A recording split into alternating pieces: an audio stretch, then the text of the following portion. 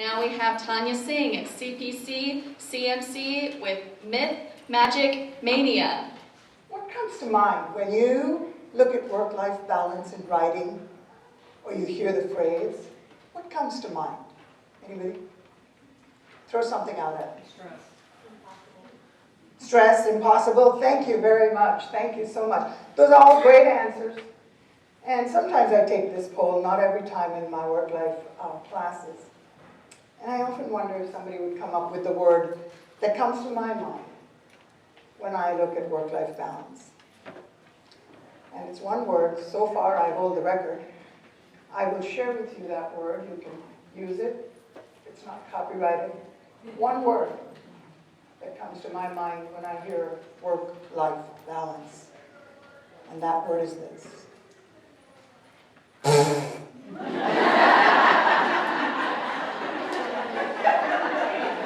I am so glad you laughed. And I was hoping you would.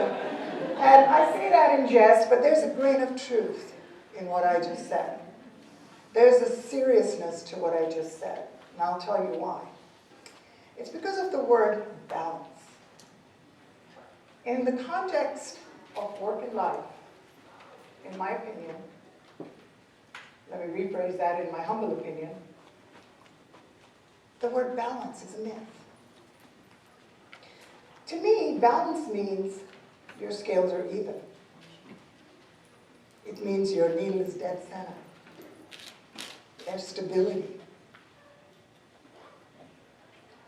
And I don't know about you, but 52 years on this planet, I've never seen that happen in real life.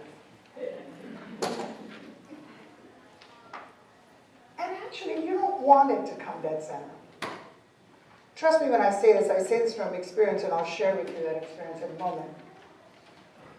Trying to get your work-life scale, needle, dead center is nothing short of mania. And I know this because I set out to achieve it. I was 20 years old. Coming into my adulthood, I wanted to be a contributing member of society. Changing the world.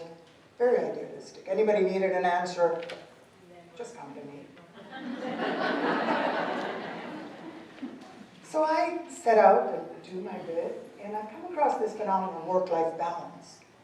Wow, what is this? I got to do this. And so I read up on it, talk to people about it.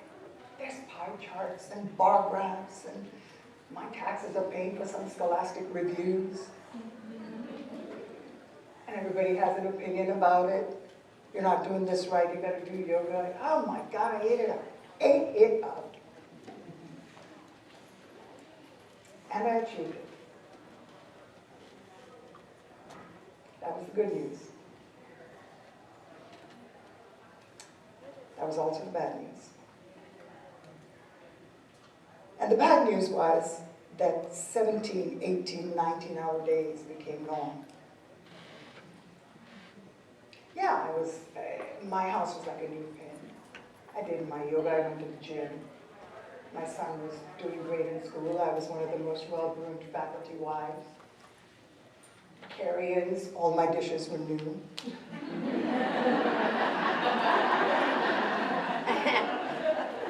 Little sprig of parsley, very Martha Stewart-esque. And every so often, people would just throw a little crumb of compliment my way. How do you do this? You're so good at this. And my 20, 30-year-old ego was rabid for this stuff. Somebody say, Toniya, how do you do this? You're so good at this. What do I do?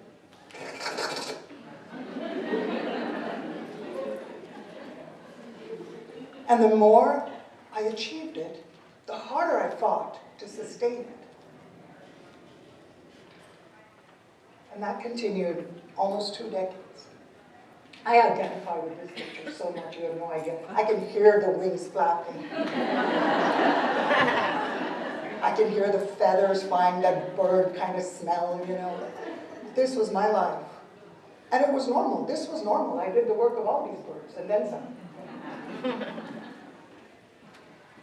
And then in my 40s, I went into the doctor's office for just a routine procedure that sometimes, you know, goes bad, which mine did. And I don't know if anybody's heard of sepsis. Anybody? Yeah. This is serious stuff. And I'm a consummate overachiever. So sepsis was not good enough. I went into septic shock. Yeah. I was in the fight of my life. And the only piece of ammunition I had to work with was compromised of my own doing. All I needed was my body to respond, and I didn't want to. I could almost hear my body saying, "Sister, no more. You didn't listen to me when I talked to you." At the time, I used to have this favorite phrase, "Yeah, I'm really tired, but it's a good tired."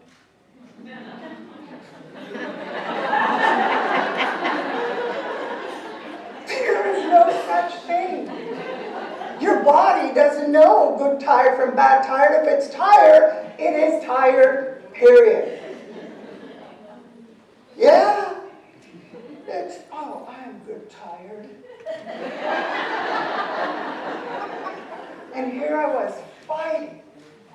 It wouldn't respond to treatment. I had aged myself so rapidly and so much that my insides at the age of 40 were the insides of a 60, 70-year-old woman. None of the treatments were working. The chaplain was called, gave me my rights. I'm not even Christian.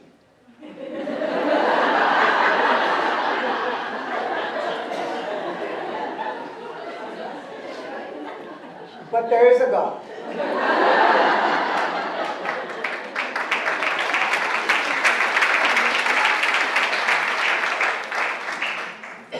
And He loves me. So I survived it. And I know that on the flip side of this fight, if I were to ever survive it, I was going to find a way to make work life fit into my life. I was no more going to try and fit into the definition of what I thought work-life balance. I took it at first face value, work-life balance. What does that mean? And if there was a magic formula to be found, I was the girl to find it. Not only was I going to find that formula, but by golly, I was going to make sure that I take every opportunity to share it with anybody who wants to listen. I paid this price. Think about it. It's the American way. Buy one, get one free. Right? Best deal in retail. What about buy one, get 5,000, 5 million? Whoever will listen, they can do what they want with it. They can do what they want with the information or do nothing about it. But they won't be lacking it. I was very close. I could not lose that opportunity. And thank God that I do this for a living. Thank God that I'm a certified master coach, because what would I have done otherwise? Where would I have started this? I needed to find out how work-life will work for me. And so the easy thing for me to do was to just talk to the people I already spoke with. And almost without exception, every single person was just like me. We're all looking for a holy grail. And the reason I have this up is because I love what I do. Thank God I do it. And I was out to find this magic formula. Every one of them that I spoke with was looking for one thing and one thing only. And it was the holy grail that would allow us, man, woman, executive, first line, everybody, almost without exception, wanted one thing. And it was the holy grail that at the end of the day, no matter what the day looked like, no matter what they did or didn't do, what they did well, what they screwed up, And at the end of the day, they can exhale and say, you know, things are the way they're supposed to be. I did my best. And I'm not just talking words. I'm talking, think about it, feeling it with every cell in your body. It's okay. Tomorrow I'll pick up again. And the most important thing that I found was that the first hurdle for everybody, including myself, when they didn't know this, was the question, where do I start? Think about it. Think about it as a ball of yarn. Many textures. We find these strings, we start to wad them up. We're doing something one way. We get so comfortable. We'll do it later. We'll sort it out later. Come on, let's do this, right? And your end goal is actually a nice sweater that'll keep you warm. And so the question is, where do we start? That's also my question. And so I went into my training, I went into my education, my experience, and I came up with a process that answers that question. That process speaks to three things. Number one, the task at hand, what needs done? What can I give up? What must I not give up? The second thing it speaks to is resources. What resources do I have? What resources do I need to get? And the third thing, which in my opinion is the most important, is releasability. Think about that for a minute. For somebody to do something else, they have to release everything they have done so far. And that part answers the question, are you ready? Am I ready? At the end of this process then, skewed was how it was supposed to be, releasability. I purposely did that. At the end of this process, people have the answer to the question, where do I start? This is where you start.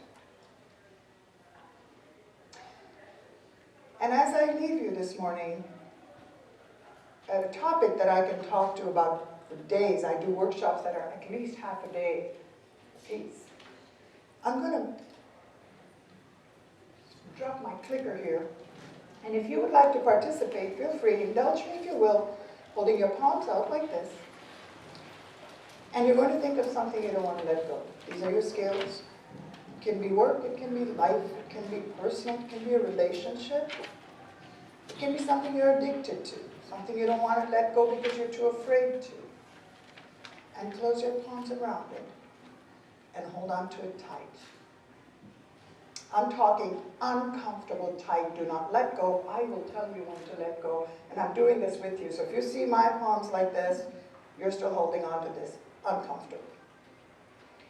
And hear this.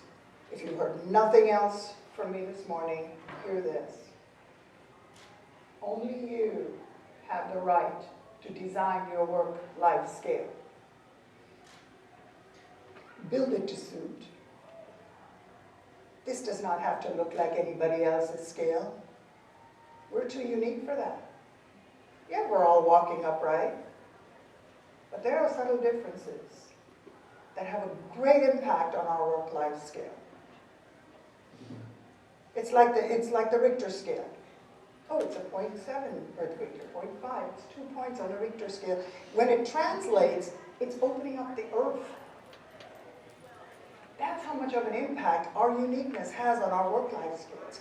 And here's another thing. Your own work-life scale will look different at different times. It doesn't even have to look like itself. Think about it. When you're on vacation, how is your work-life scale going? What about if you're hitting a deadline? How about when you have PMS? You think that's funny? Try menopause.